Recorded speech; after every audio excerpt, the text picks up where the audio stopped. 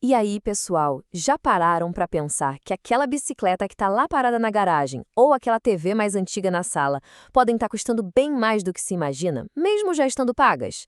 Pois é, nesta nossa análise a gente vai fundo para descobrir o tal do custo invisível das coisas que já temos e como isso, olha, impacta silenciosamente o nosso bolso. Essa frase aqui, ela vira o nosso jeito de pensar de cabeça para baixo, né? A gente geralmente foca muito no que gasta com as coisas novas. Mas o verdadeiro desafio financeiro pode estar escondido bem aí, nas coisas que já estão dentro de casa. São aqueles itens esquecidos na garagem, no fundo do armário, que quietinhos vão pesando no orçamento. É exatamente isso. A gente bate o olho na etiqueta, no valor que a gente paga na loja e acha que a história acaba ali. Mas não. A maior parte do custo, na verdade, está escondida. É como se fosse um iceberg. O preço é só a pontinha que a gente vê. A jornada de despesas contínuas e muitas vezes invisíveis começa muito depois que a compra é aprovada. Então vamos lá. Como é que esses custos aparecem depois que a gente leva algo para casa? Vamos começar a desvendar essa primeira camada de despesas que, muitas vezes, a gente simplesmente ignora. A diferença aqui é gritante, né? O preço de compra é um impacto único no orçamento. A gente vê, se planeja e paga. Ponto. Mas o custo contínuo, esse é diferente. É como uma torneira pingando sem parar. Um dreno silencioso e que vai se acumulando. Cada pingo parece que não é nada, mas com o tempo o estrago vira um problemão. E essa ideia de um dreno silencioso nos leva direto para o coração do nosso papo de hoje, o que a gente vai chamar aqui de custo invisível.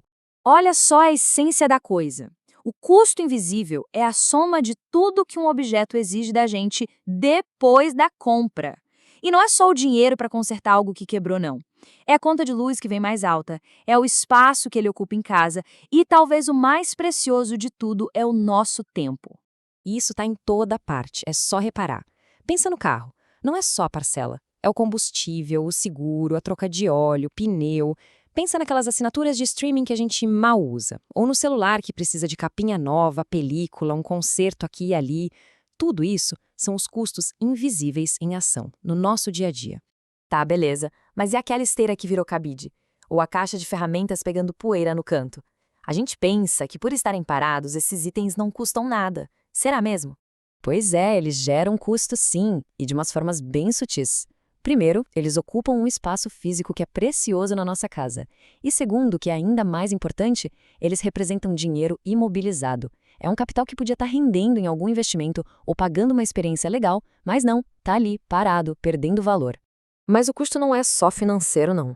Agora, vamos falar de um recurso que não dá para recuperar de jeito nenhum: o nosso tempo. Aqui fica bem claro como a gente não paga só com dinheiro. A gente paga com minutos da nossa vida. Cada hora que se gasta organizando, limpando, consertando ou até se preocupando com as nossas coisas é um custo real. E é um tempo que, olha, não volta mais. E essa percepção sobre o custo do tempo e do dinheiro nos leva para uma armadilha mental muito, muito comum, que nos deixa presos a coisas que já não servem mais para nada. Essa é a pergunta de $1 milhão, não é? Quantas vezes a gente já não pensou: não posso me livrar disso, foi tão caro? Essa é uma cilada mental clássica, que tem até nome, a falácia do custo irrecuperável. E aqui está a verdade que liberta a gente. Aquele dinheiro da compra já foi, ele não volta. Então manter um objeto só por causa do preço original é, na verdade, tomar a decisão de continuar pagando por ele todo mês, em custos de manutenção, de espaço e de tempo. Ok, já deu para entender o problema. Agora, como é que a gente sai dessa armadilha?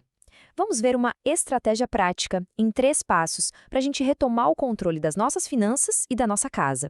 A estratégia é bem simples, qualquer um pode aplicar. Primeiro, antes de qualquer compra nova, pare e pense no custo total da coisa.